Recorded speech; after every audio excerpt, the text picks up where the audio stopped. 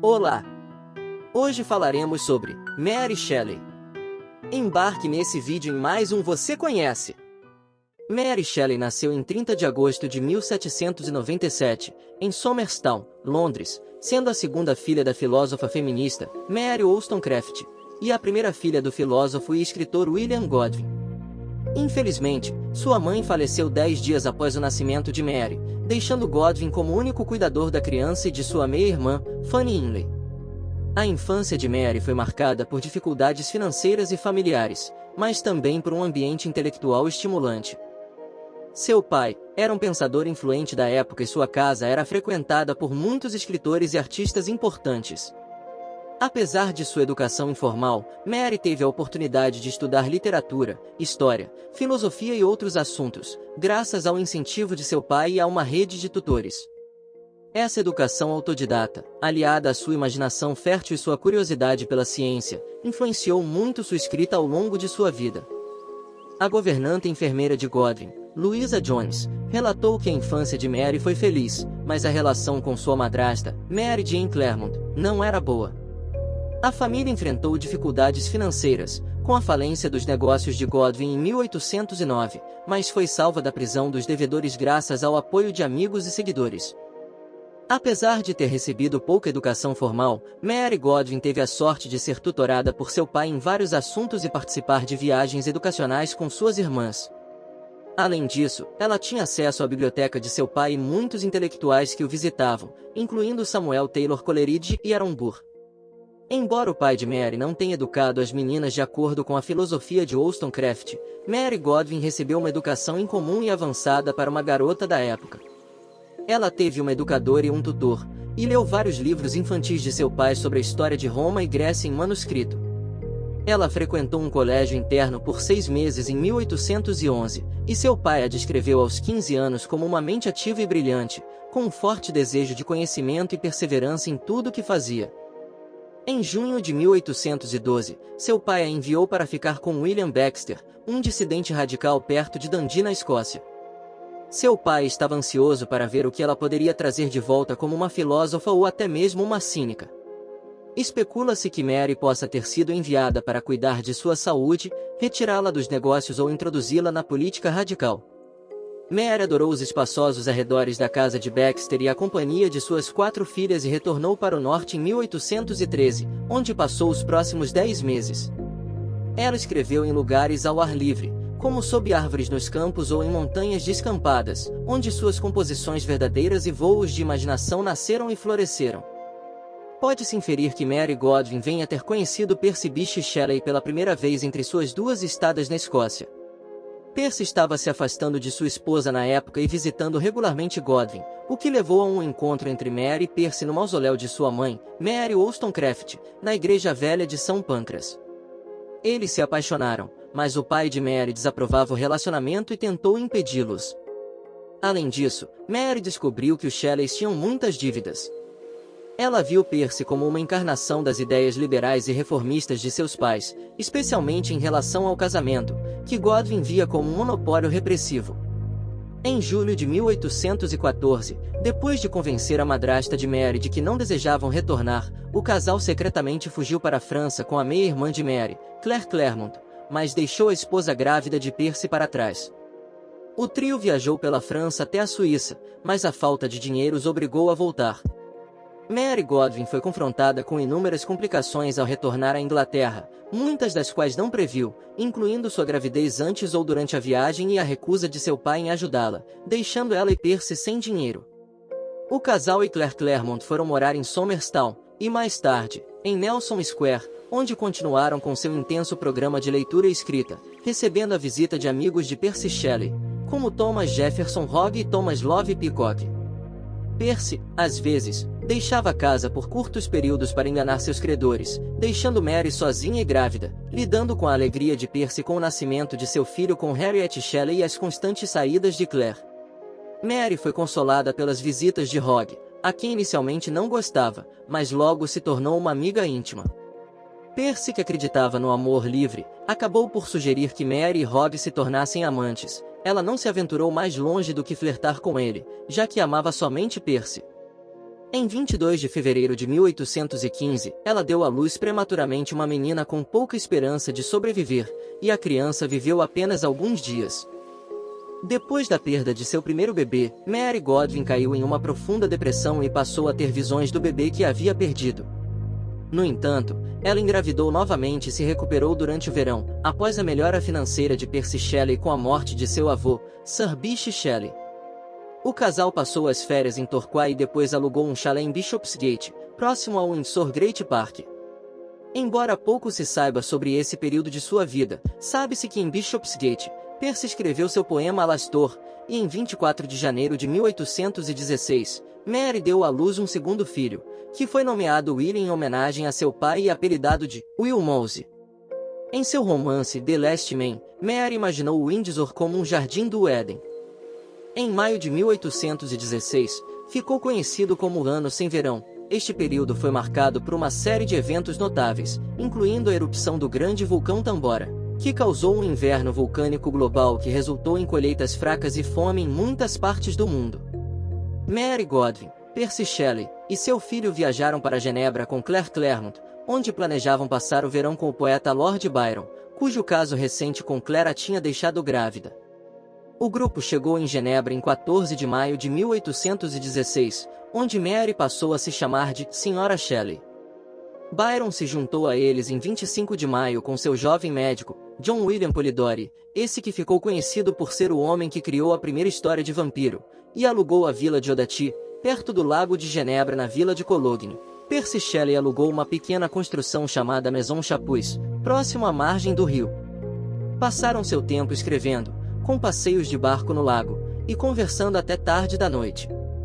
Foi com certeza um verão molhado. Mary Shelley relembrou em 1831, a chuva incessante, muitas vezes confinou nos dias dentro de casa. Entre outros assuntos, a conversa virou-se para as experiências do filósofo natural e poeta Erasmus Darwin do século XVIII, que disse ter animado matéria morta, e do galvanismo e a viabilidade de retornar à vida um cadáver ou partes de um corpo. Sentados em torno de uma fogueira na vila de Byron, os companheiros, incluindo John William Polidori, também se divertiam lendo histórias alemãs de fantasmas, fazendo com que Byron sugerisse que cada um escrevesse o seu próprio conto sobrenatural. Mary Shelley estava sem ideias e sem inspiração para escrever o seu conto. Foi quando ela teve um pesadelo que ela descreveu da seguinte forma: vi, com os olhos fechados, mas visão mental aguçada, vi o pálido color de artes profanas ajoelhado junto à coisa que criara. Vi o horripilante fantasma de um homem estirado que, em seguida, por força de um poderoso motor, mostrava sinais de vida e movimento. Desajeitado, a meio caminho de viver. Que assustador devia ser, porque de um terror supremo seria o efeito causado por qualquer esforço humano a imitar a estupenda engrenagem do Criador do mundo. Pouco depois, em uma inspiração, Mary Godwin concebeu a ideia de Frankenstein. Ela começou a escrever o que achou que seria uma história curta. Com o encorajamento de Percy Shelley, ela expandiu este conto em seu primeiro romance, Frankenstein, ou O Prometeu Moderno, publicado em 1818. Mais tarde ela descreveu o verão na Suíça como um momento, quando eu saí da infância para a vida. Mary, Percy e Claire mudaram-se para a Inglaterra em setembro e se estabeleceram próximo de Bath, na tentativa de manter a gravidez de Claire em segredo. Durante sua estadia em Cologne, Mary havia recebido 2 cartas de sua meia-irmã, Fanny Inley, indicando que sua vida era infeliz.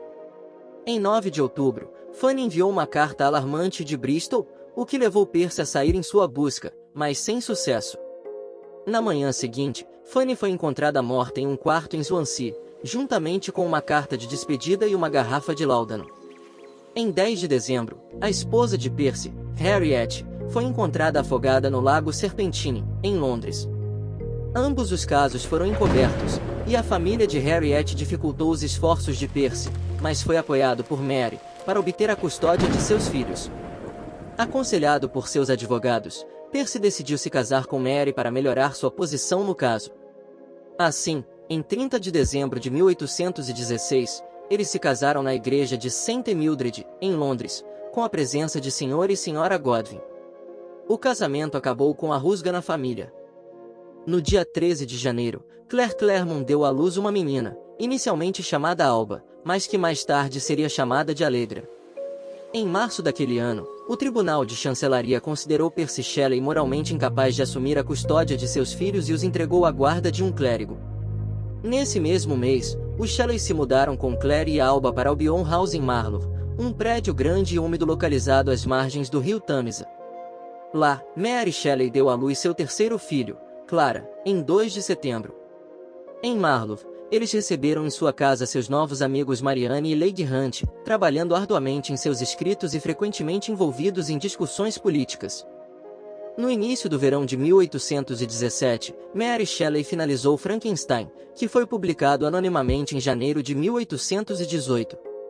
Tanto críticos quanto leitores pensavam que Percy Shelley era o autor, já que o livro havia sido publicado com seu prefácio e dedicado a seu herói político William Godwin. Em Marlow, Mary editou a revista conjunta do grupo que viajou para o continente europeu em 1814, adicionando material escrito na Suíça em 1816, juntamente com o poema de Percy, Mont Blanc. O resultado foi a história de uma viagem de 6 semanas, publicado em novembro de 1817. Naquele outono, Percy Shelley muitas vezes se ausentou de casa em Londres para escapar de seus credores. A ameaça de prisão por dívidas, juntamente com sua saúde precária e o medo de perder a guarda de seus filhos, contribuiu para a decisão do casal de deixar a Inglaterra e partir para a Itália em 12 de março de 1818, levando Claire e Alba consigo. Eles não tinham intenção de retornar. Chegando na Itália, o grupo queria levar Alba para o Lord Byron em Veneza. Entretanto, Byron aceitou assumi-la desde que Claire abrisse mão de sua filha. Após levarem Alba para Byron, os Shelley seguiram uma vida nômade, nunca permanecendo em um lugar por muito tempo. No entanto, ao longo de suas viagens, eles formaram um círculo de amigos e conhecidos que muitas vezes os acompanhavam. Durante esse período, o casal se dedicou à escrita, leitura, aprendizado, exploração e socialização. Infelizmente, a aventura italiana de Mary Shelley chegou ao fim pela morte de seus filhos. Clara faleceu em setembro de 1818 em Veneza, e William em junho de 1819 em Roma. Essas perdas a afundaram em uma profunda depressão que a afastou de Percy Shelley. Como ele mesmo registrou em seu diário: "Minha querida Mary, por onde tu tens ido, e me deixaste neste mundo sombrio sozinho? Tua figura está aqui de fato, encantadora, mas tu fugiste, saíste por uma estrada sombria, isso leva à morada mais obscura da tristeza. Por amor a ti mesmo eu não posso seguir-te, para que retornes a mim." Depois de perder seus filhos, Mary Shelley encontrou consolo em sua escrita por um tempo. No entanto, o nascimento de seu quarto filho, Percy Florence, em 12 de novembro de 1819, finalmente elevou seu ânimo. Embora ela sempre carregasse a memória dos filhos perdidos consigo, a Itália se tornou um lugar de liberdade política inatingível em casa e um país que a memória pintou como um paraíso para Mary Shelley. Durante seus anos italianos, os Shelleys e Byron desfrutaram de intensa atividade intelectual e criativa.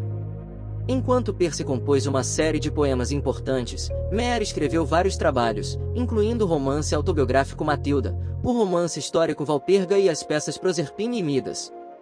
Embora Mary tenha escrito Valperga para ajudar a aliviar as dificuldades financeiras de seu pai, Percy se recusou a ajudá-lo ainda mais. No entanto, Mary enfrentou muitas doenças físicas e depressões, bem como o interesse de Percy em outras mulheres. Mary acreditava na não exclusividade do casamento e formou laços emocionais com homens e mulheres de seu círculo social, incluindo o revolucionário grego príncipe Alexander Mavrocordatos, Jane Williams e Edward Williams. Em dezembro de 1818, os Shelleys, acompanhados de Claire Claremont, viajaram para o sul e ficaram em Nápoles por 3 meses. Durante este tempo, eles receberam apenas a visita de um médico. Em 1820, foram perturbados por acusações e ameaças feitas por Paolo e Fogg Gelisi, ex-funcionários que Percy Shelley havia demitido em Nápoles. Em 27 de fevereiro de 1819, os Foggs apareceram em Nápoles e afirmaram que a filha recém-nascida de Mary Shelley e Percy Shelley, chamada Helena Adelaide Shelley, na verdade era filha de Claire Claremont. Várias interpretações foram sugeridas pelos biógrafos, mas não está claro quem era a verdadeira mãe da criança. Mary Shelley alegou ter conhecimento da gravidez de Claire, mas o que ela sabia exatamente ainda é incerto. Os eventos em Nápoles permanecem envoltos em mistério, mas a única certeza é que Mary Shelley não era mãe de Helena Adelaide Shelley, que morreu em Nápoles em 9 de junho de 1820. Mary Shelley mais tarde chamou a cidade de um paraíso habitado por demônios. Durante o verão de 1822, Mary estava grávida, mudou-se com Percy, Claire, Jane e Edward Williams para Vila Magni, isolada na beira do mar, perto do vilarejo de San Terenzo na Baía de Lerici. Depois de se estabelecerem, Percy deu a notícia a Claire de que sua filha Alba havia morrido de tifo em um convento. Mary Shelley estava distraída e infeliz na remota Vila Magni, que ela viria a considerar uma masmorra limitada. Em 16 de junho, ela sofreu um aborto, perdendo tanto sangue que quase morreu. Em vez de esperar por um médico, Percy a colocou em um banho de gelo para estancar o sangramento, um ato que o médico mais tarde disse ter salvo a vida dela. No entanto, nem tudo estava bem entre o casal naquele verão, e Percy passou mais tempo com Jane Williams do que com sua esposa deprimida e debilitada. A maioria dos poemas curtos que Percy escreveu em San Terenzo foram dirigidos a Jane, em vez de Mary. Percy Shelley e Edward Williams aproveitaram a costa para navegar em seu novo barco à vela, descrito como perfeito para o verão, e projetado por Daniel Roberts e Edward Trelawney, um admirador de Byron que se juntou ao grupo em janeiro de 1822. Em 1º de julho de 1822, Percy Shelley, Edward Williams e o capitão Daniel Roberts partiram para o sul da costa de Livorno, onde Percy Shelley discutiu com Byron e Huntly o lançamento de uma revista radical chamada The Liberal. Em 8 de julho, Percy Shelley, Edward Williams e o jovem marinheiro Charles Vivian partiram de volta para Lerici, mas nunca chegaram ao seu destino. Após receber uma carta de Hunt, datada de 8 de julho, perguntando sobre a viagem de volta, Mary Shelley ficou apreensiva e decidiu ir em busca dos maridos com Jane Williams. 10 dias após a partida, 3 corpos foram encontrados na costa perto de Viareggio, a meio caminho entre Livorno e Lerici. Desolada, Mary pediu para que o coração de seu marido fosse retirado de seu corpo, mas ninguém soube exatamente o porquê desse pedido.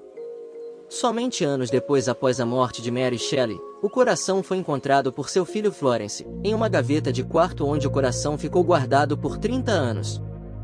Depois da morte de seu marido, Mary Shelley passou um ano vivendo com Leigh Hunt e sua família em Gênova, onde frequentemente encontrava Byron e transcrevia seus poemas. Ela decidiu sustentar a si mesma e a seu filho por meio de seus escritos, mas sua situação financeira era instável. Em 23 de julho de 1823, ela deixou Gênova e voltou para a Inglaterra, onde ficou com seu pai e madrasta na rua Strand, até receber uma pequena ajuda financeira de seu sogro para se estabelecer nas proximidades. No entanto, Sir Timothy Shelley só concordou em apoiar seu neto, Florence, se ele fosse entregue a um tutor designado, o que Mary Shelley rejeitou imediatamente. Em vez disso, ela conseguiu um subsídio anual de Sir Timothy, que ela teria que reembolsar quando Florence herdasse os bens da família.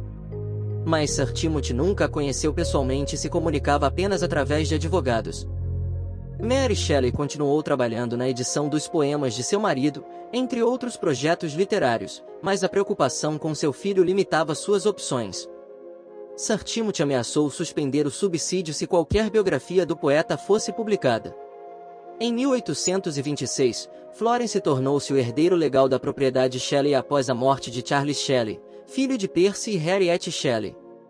Sir Timothy aumentou o subsídio de Mary de 100 libras esterlinas por ano para 250 libras esterlinas, mas permaneceu difícil em relação a ela.